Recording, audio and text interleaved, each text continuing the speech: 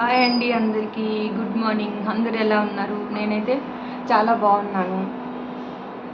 మనం కొన్ని విషయాలు మాట్లాడుకుందాం. 2024లో ఎన్నో కష్టాలు పడి ఉంటాం, బాధలు పడి ఉంటాం, సంతోషాలు అనుభవించి ఉంటాము, సుఖాలు అనుభవించి ఉంటాము, నమ్మక ద్రోహాలు ఇలాంటివన్నీ జరిగి ఉంటాయి కదా. ఇప్పుడు మనం ఏం చేద్దామంటే 25 నుంచి మనం ఒక కొత్త జీవితాన్ని స్టార్ట్ చేద్దాము. పాతవన్నీ మర్చిపోదాము. మనం ఎవరి పట్లైనా తప్పుగా ప్రవర్తించినా, వాళ్ళు మన పట్ల తప్పుగా ప్రవర్తించినా వాళ్ళని మనం క్షమిద్దాము. మనల్ని వాళ్ళని క్షమించమని అడుగుదాము. ఉన్నది ఇంత చిన్న లైఫ్, దీన్ని ద్వేషాలతో కోపాలతో నింపుకోవద్దు.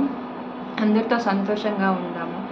కొంతమంది ఉంటారులేండి, నూటికో కోటికో ఇద్దరు ముగ్గురు ఉంటారు, వాళ్ళని మనం మార్చలేము. ఎందుకంటే పుట్టుకతో వచ్చిన బుద్ధి పుడకలతో పోదంటారు కదా. వాళ్ళ బుద్ధి ఎప్పటికీ మారదు. వాళ్ళని మనం అలాగే వదిలేద్దాం, మనం ముందుకెళ్దాం.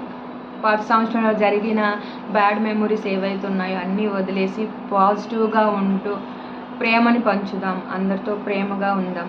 ఉన్న ఈ చిన్న జీవితాన్ని సంతోషంగా గడుపుదాం. ద్వేషాలు, కోపాలు, తాపాలు ఇవన్నీ పెట్టుకోవద్దు. అందరినీ క్షమిద్దాము.